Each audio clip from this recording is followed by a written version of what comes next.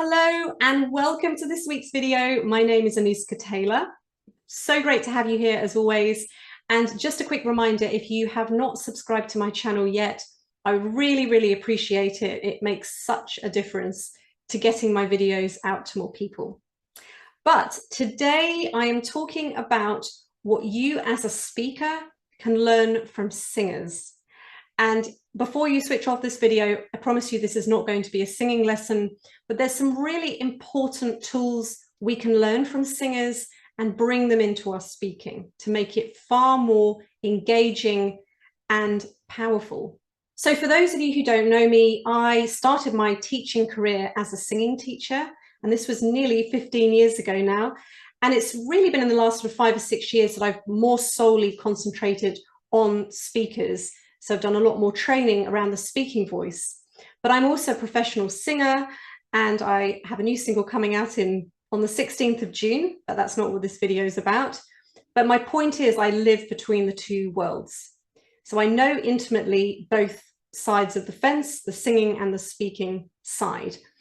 And what I've come to see and come to realize is I used to think they were quite separate, but there's actually a lot of transferable skills that speakers can take from the singing community, and things that I think actually they're very complementary.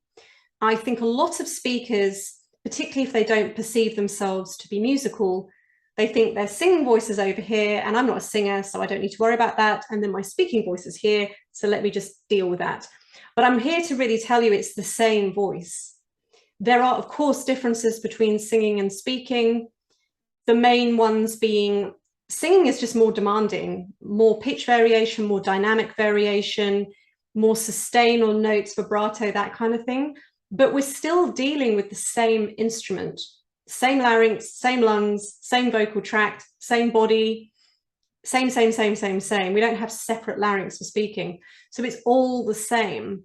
And actually, when you start to see it as the same, you can really step into the power of your instrument, because yes, as a speaker, it is an instrument that you're working with. You are both the actual physical instrument, literally, and you're also the expression of that instrument. But you've got to sort of focus on both of them. I find a lot of training, particularly in this public speaking space, just focuses on the expression, but you are the instrument as well. So we have to do both. So in this video, I'm going to share 4 really complementary skills you can take from the singing world into your speaking. And it's going to make your speaking just far more impactful. So the first one is melody. And so think about your favorite song or one of your favorite songs, and you will be aware there is a melody or a tune, you know, probably what you hum or maybe what you sing along to in the car. That would be the melody. And within that melody, there will be pitch variation, so it goes up and it goes down, but there's also going to be rhythmic variation. It goes fast, it goes slow. So that, the pitch variation and the rhythmic variation, is so important for speaking. And what we tend to do when we're not trained is we just stay in this same little narrow range for pitch, and our voice can end up sounding quite monotone and almost quite robotic because there's no real variation to anything. Rhythmically, it's the same. Melodically, it's the same. So we want to start to explore the edges of both the pitch and the rhythm in our voice. So a really good way to do this, and probably do this somewhere quiet, somewhere private, where you can mess about with this, because it's really about playing with this, is take a paragraph that maybe you've presented or you've got to present, and I want you to imagine it's a song, and these are the lyrics to a song, and I want you to just sing it. Imagine that you're singing it, because what I have noticed over the years working with singers and working with speakers is when we go into singing mode, we tend to do something different. We approach it differently. So then when you go into singing it, imagining that you're singing a song, then you can play around with the pitch, because it's almost like when we're speaking, we think, well, I can't go up there and speak, and I can't go down there and speak. I've just got to stay here, and I've got to have the same rhythm and the same pitch on my voice. But no, actually, we really want to move the voice around to make the greatest impact, but also your voice is going to function better, it's going to be healthier when it's moving around. So I'll just preface this by saying, when you're practicing, go to an extreme in both. But obviously, when you come to actually present, you want it to make sense with what you're saying. So you're not just going to randomly raise your pitch because you've been told to. Use it to make sense with what you're saying. So for example, if you want to emphasize a word, often raising the pitch is a really good way of drawing the audience's ears to a particular word. If you're telling a story, you might want to speed up. You might want to change the rhythm of your voice to build excitement. And then you might want to slow down to draw people back in. So it's really using it to sort of bring life to your words. So that's number one. Number two is dynamics. By dynamics, I mean both volume and intensity. So again, thinking about your favorite song, no doubt there is a shift in volume. Probably isn't all the same volume the whole way through. Might start quiet, might get loud, might get quiet, etc., etc. Intensity, is there a little bit more force in certain places, a little bit more power in the music, and then it might pull back? We can do this with our speaking voice as well. We can play around with this. If we want to emphasize something, we might want to put more force through our voice. I'm going to do that on the word force because I don't want you pushing your voice, but more intensity behind your words. And then other times you might want to have a lighter voice depending on what you're saying. So again, play around with this volume and intensity or dynamics, really important.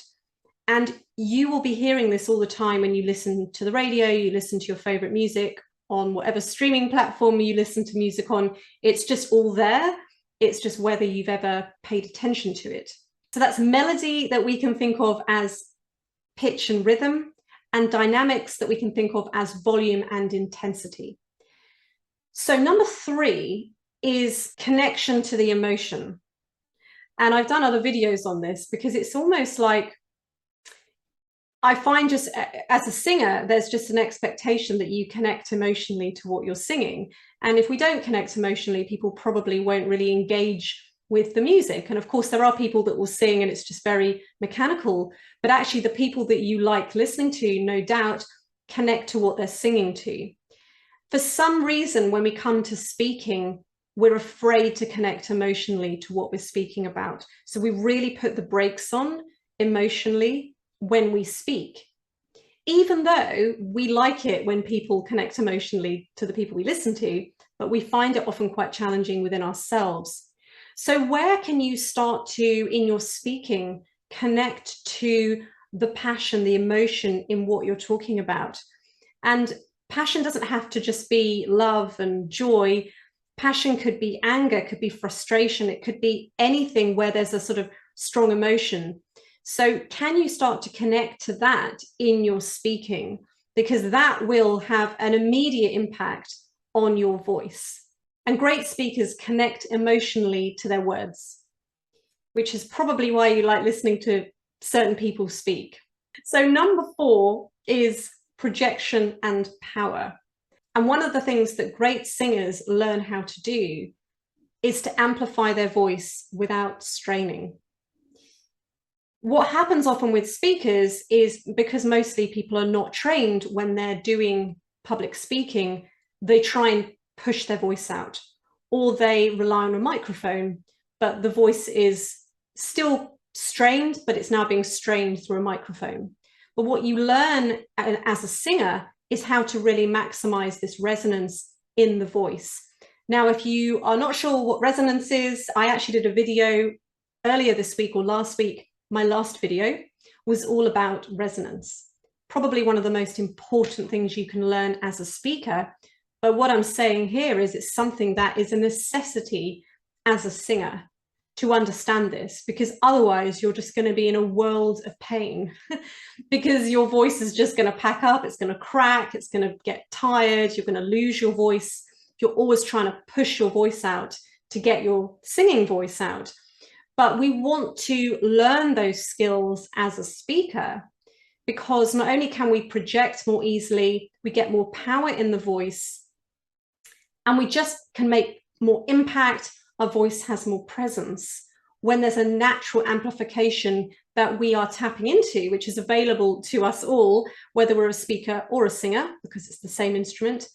But it's just very interesting to me because it's almost 101 for a singer to learn how to tap into that.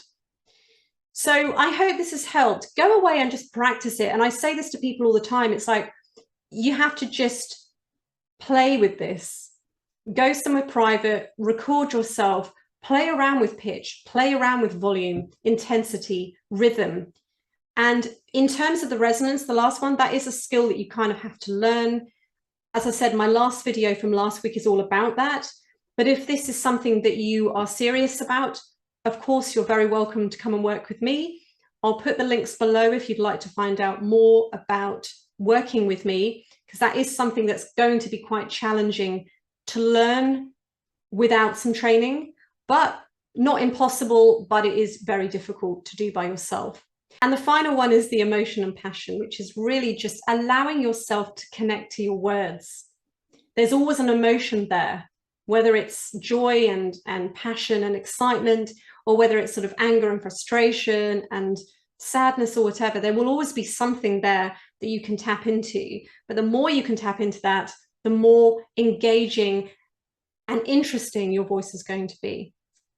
So thank you so much for watching. If you are interested, I'll put all the links below and finding out more about how I work with speakers. But if not, I will see you next week. And please do check out my new single, which is coming out on the 16th of June. I don't normally plug my music on these videos, but it is relevant to today's video. So I'll put the link below for that as well. So thank you so much, and I will see you next week.